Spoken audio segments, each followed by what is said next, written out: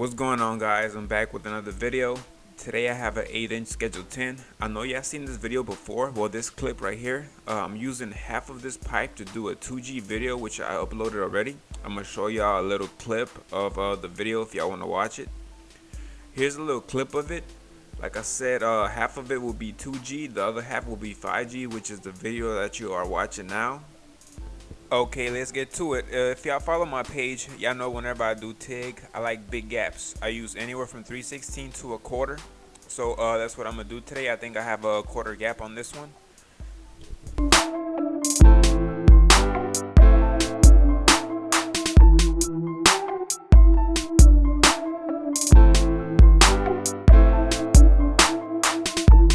For this 8-inch schedule 10, I used a quarter gap, 1/8 308 wire, and I ran my root at 80 amps, but I kind of messed up with my amperage. I should have ran it at 75 because 80 got too hot on my top, and I'll show y'all where I messed up at so y'all don't do the same mistake that I did. Whenever you do the root at the bottom, you want to feed a lot of wire into it so you don't get a suck back or it comes out too flat. So whenever you start doing your root, try to have your rod at an angle like I have it right here. Never have it straight up and down because that will give you cold wire and the root will not look good. But if you have it at an angle, you should be fine. And just remember to consistently feed in there and keep on walking the cup up.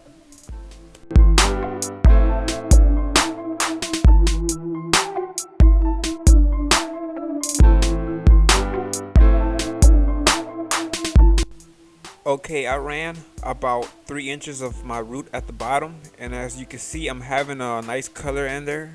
I don't have no sugar. Whenever you do stainless, make sure to have that purge as high as you can. A higher purge will help you out a lot, especially whenever you're doing these big pipe. Here is a different arc shot for y'all. Notice how I'm consistently feeding that rod into that puddle. That's what you want to do to get a nice bead in there. If you don't do that, then like I've been saying, the root will come out way too flat. But just keep feeding it in and just pay attention how I'm in that puddle. I'm not letting go, and if I do get lost, I stop feeding the wire and I go back into it.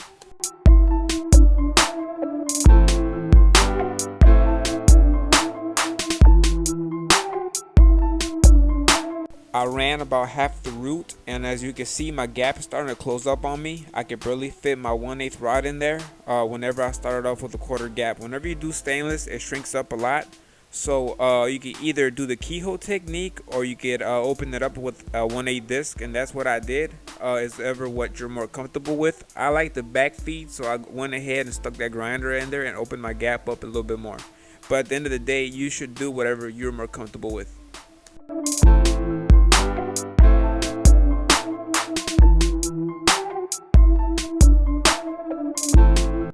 When I first started this video, I had told you that I had messed up on my amperage when I did my root, and here's where I messed up at. As you can see, I'm losing control of the puddle.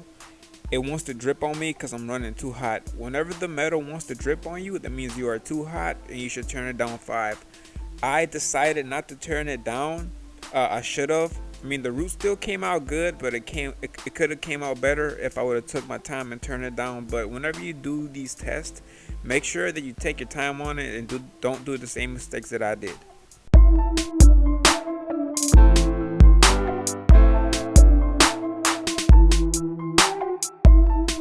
Whenever I do stainless, I do not like to grind my stop and starts simply because whenever you use the grinder, it throws oxygen into the pipe and you have to wait for that oxygen to purge out. And I really don't like to do that, but at the end of the day, if you're new to stainless, I would grind my stop and starts down. But once you get more experience, you notice that you really don't have to do that. Here I'm coming up on my tie-in. Make sure you do grind your tie-in really well. Make sure you have a nice feather on there so whenever you tie in, it looks perfect. You won't even be able to tell where you tied in at. So make sure you have a nice grind in there. Another big, really important step before you tie in, make sure you turn that argon down some. If you put your finger on the bevel and you feel like that argon is too strong, you need to turn it down. A lot of people like to lick their knuckle and put it against the bevel. but you're only supposed to feel a little bit of that argon coming out. Make sure it's barely tapping your knuckle. That's how you know you're able to tie in. If the argon ain't turned down, then it will push your root out whenever you tie in, and it will come out too flat. And if you're taking a test, it will fail you for that. So like I said, it's really important to turn that argon down.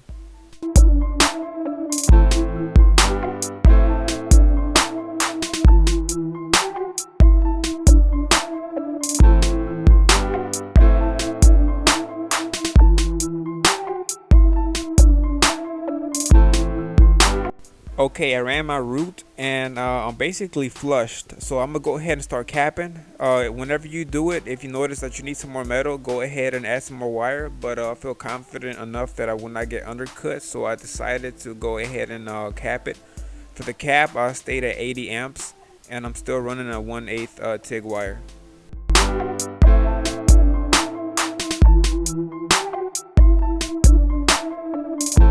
Whenever you do stainless, you don't want to have too much heat, because whenever you cap, you want to be able to take your time and slowly go up the pipe.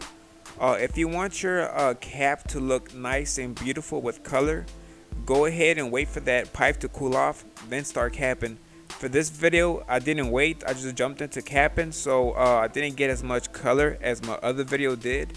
But like I said, if you want a beautiful cap, just wait for the pipe to cool down and start capping. And like I said, do not run too hot, because it would make the pipe get undercut, or the color will be off. That color doesn't really matter, but if you want your pipe to look good, go ahead and wait for it to cool off.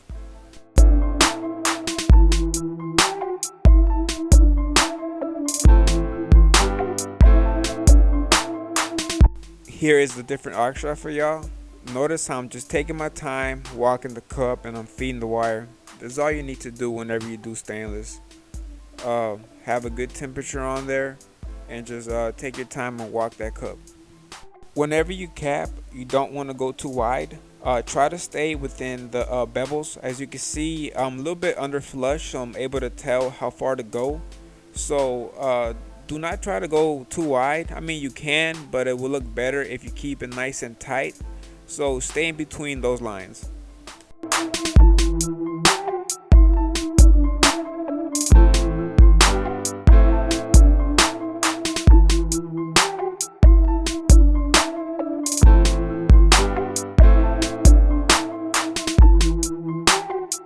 Here is the finished product. I like how the root came out. I have a nice color in there.